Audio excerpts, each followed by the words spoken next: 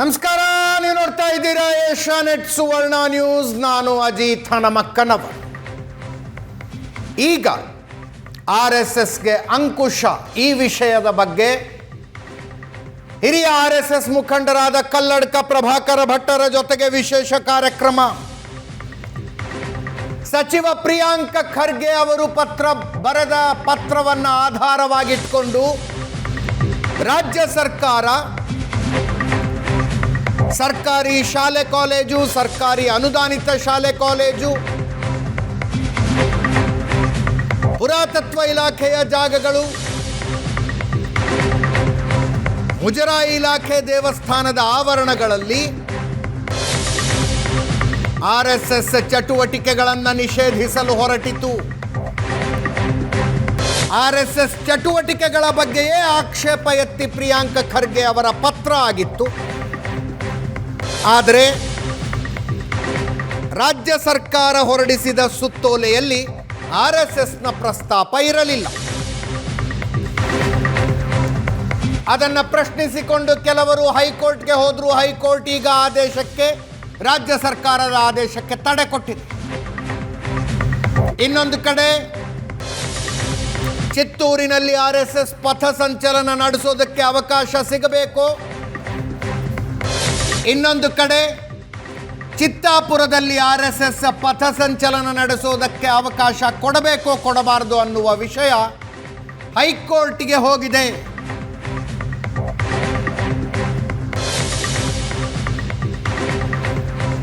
ಈ ವಿಷಯಗಳಲ್ಲಿ ಸ್ಪಷ್ಟ ನಿಲುವು ಹೊಂದಿರುವ ಕಲ್ಲಡ್ಕ ಪ್ರಭಾಕರ ಭಟ್ರು ಏಷ್ಯಾನೆಟ್ ಸುವರ್ಣ ನ್ಯೂಸ್ ಜೊತೆ ಎಕ್ಸ್ಕ್ಲೂಸಿವ್ ಆಗಿ ಮಾತಾಡ್ತಾ ಇದ್ದಾರೆ. ನೇರ ಸಂಪರ್ಕದಲ್ಲಿ ನಮ್ಮ ಜೊತೆಗೆ ಕಲ್ಲಡ್ಕ ಪ್ರಭಾಕರ ಭಟ್ಟರು. ಭಟ್ರೆ ನಮಸ್ಕಾರ. ಜೈ ಶ್ರೀರಾಮ್. ಅಜಿತ್ ಹನುಮಕ್ಕನವರೇ ನಮಸ್ಕಾರ. ಈ ಪ್ರಿಯಾಂಕ ಖರ್ಗೆ ಅವರ ಪತ್ರವನ್ನು ಯಾವ ದೃಷ್ಟಿಯಿಂದ ನೋಡ್ತೀರಿ ನೀವು? ಸರ್ಕಾರಿ ಶಾಲೆ ಕಾಲೇಜು, ಪುರಾತತ್ವ ಇಲಾಖೆ ದೇವಸ್ಥಾನದ ಆವರಣ, ಮುಜರಾಯಿ ಇಲಾಖೆ ದೇವಸ್ಥಾನದ ಆವರಣ, ಪಾರ್ಕ್ಗಳು, ಅಲ್ಲಿ ಯಾರು ಬರ್ತಾರೆ, ಏನು ಮಾಡ್ತಾರೆ, ಏನು ಚಟುವಟಿಕೆ ಮಾಡ್ತಾರೆ ಅನ್ನೋದು ಮಾನಿಟರ್ ಆಗಬೇಕು ಅಂತಾರೆ ಅವರು. ಅಲ್ಲ, ಅದಕ್ಕೆ ಹೈಕೋರ್ಟೇ ಹೇಳಿರಲ್ಲಪ್ಪ, ಆ ರೀತಿ ನೀವು ಕೊಡೋ ಹಾಗಿಲ್ಲ. ವ್ಯಕ್ತಿ ಸ್ವಾತಂತ್ರ್ಯ ಅದು, ಅದಕ್ಕೋಸ್ಕರ ಹಾಗೆ ಮಾಡಲಿಕ್ಕೆ ಸಾಧ್ಯ ಇಲ್ಲ ಅಂತ ಹೈಕೋರ್ಟೇ ಹೇಳಿಬಿಟ್ಟಿದ್ದಲ್ಲ. ಹೈಕೋರ್ಟ್ ಮಧ್ಯಂತರ ಆದೇಶ ಕೊಟ್ಟಿದೆ. ಸಂವಿಧಾನ ವಿರೋಧಿ ಇವರು ಮಾಡ್ತಾ ಇರುವಂಥದ್ದು. ಮಧ್ಯಂತರ ಆದೇಶ ಕೊಡುತ್ತೆ, ಪೂರ್ತಿಯಾದ ಆದೇಶವನ್ನು ಕೊಡುತ್ತೆ. ಅದು ಮಧ್ಯಂತರ ಆದೇಶ ಕೊಡಬೇಕಾದ್ರೆ ಅವರು ಸುಮ್ಮನೆ ಯೋಚನೆ ಮಾಡಿದೆ ಹೈಕೋರ್ಟಿನ ಮಾನ್ಯ ನ್ಯಾಯಾಧೀಶರು ಹಾಗೆಲ್ಲ ಆರ್ಡರ್ ಕೊಡೋಲ್ಲ. ಅದು ಭಾರಿ ಗೌರವಾನ್ವಿತ ಒಬ್ಬ ನ್ಯಾಯಾಧೀಶರು. ಎಲ್ಲರೂ ಇದ್ದಾರೆ, ಎಲ್ಲರೂ ಗೌರವಾನ್ವಿತರೆ. ಇವರು ಕೊಟ್ಟಿರುವಂಥವ್ರು ಅಂಥ ಗೌರವಾನ್ವಿತ ನ್ಯಾಯಾಧೀಶರೇ ಕೊಟ್ಟಿರುವಂಥದ್ದು.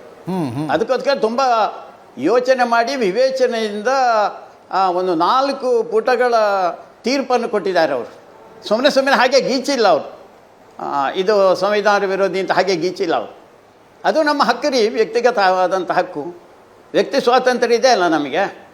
ನೀವೇನಾದ್ರು ತೋರಿಸಬೇಕು, ನಾವೇನೋ ಅನ್ಯಾಯ ಮಾಡಿದ್ದೇವೆ, ನಾವೇನೋ ಹಿಂಸಾಕೃತ್ಯಗಳು ಮಾಡಿದ್ದೇವೆ, ಅಥವಾ ಏನೋ ಇನ್ನೊಂದು ದ್ರೋಹ ಮಾಡಿದ್ದೇವೆ, ಸಮಾಜದ ಮೇಲೆ ಯಾವುದಾದ್ರು ಆಕ್ರಮಣ ಮಾಡಿದ್ದೇವೆ, ಅನ್ಯಾಯ ಮಾಡಿದ್ದೇವೆ, ಅದನ್ನು ತೋರಿಸ್ಬೇಕಲ್ಲ. ಸುಮ್ಮನೆ ನೀವು ಅದರ ಮೇಲೆ ನಿಷೇಧ ತರ್ತೇವೆ ಅಂದರೆ ನಿಮಗೆ ಅಧಿಕಾರ ಇದೆ ಅಂತ ಹಾಗೆ ಮಾಡಲಿಕ್ಕಾಗುತ್ತಾ? ತುಂಬ ಜನ ಹಿಂದೆನೂ ಮಾಡಿದ್ರಿ. ಇದು ಮೊದಲನೇ ಬಾರಿ ಅಲ್ಲ. ಇದು ಸಂಘ ಪ್ರಾರಂಭ ಆಗೋ ಕಾಲದಿಂದಲೇ ಈ ಪ್ರಯತ್ನಗಳು ನಡೀತಾ ಬಂದಿದೆ. ಇವತ್ತು ಪ್ರಿಯಾಂಕ ಖರ್ಗೆ ಅವರು ಅವರ ಸ್ವಂತ ಸುಖಕ್ಕೋಸ್ಕರ ಏನೋ ಮಾಡಲಿಕ್ಕೆ ಹೊರಟಿದ್ದಾರೆ.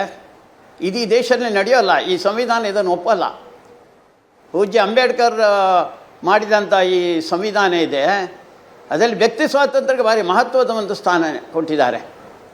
ವ್ಯಕ್ತಿ ಸ್ವಾತಂತ್ರ್ಯ ಸಮಾಜಕ್ಕೆ ಅಡ್ಡಿ ಆಗಬಾರ್ದು, ತೊಂದರೆ ಆಗಬಾರ್ದು, ಅಷ್ಟೇ ಇದರಲ್ಲಿರುವಂಥದ್ದು.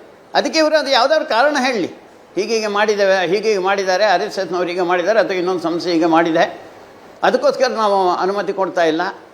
ಸಾರ್ವಜನಿಕ ಸ್ವತ್ತು ಅಂದರೆ ಯಾರ್ದ್ರಿ? ಅದು ಸರ್ಕಾರದ ಸ್ವತ್ತ, ಪ್ರಿಯಾಂಕ ಖರ್ಗೆ ಅವರ ಸ್ವತ್ತ. ಅದು ಸಾರ್ವಜನಿಕ ಸ್ವತ್ತು. ಅದು ನಮಗೆಲ್ಲರಿಗೂ ಅದರಲ್ಲಿ ಅವಕಾಶಗಳಿದೆ.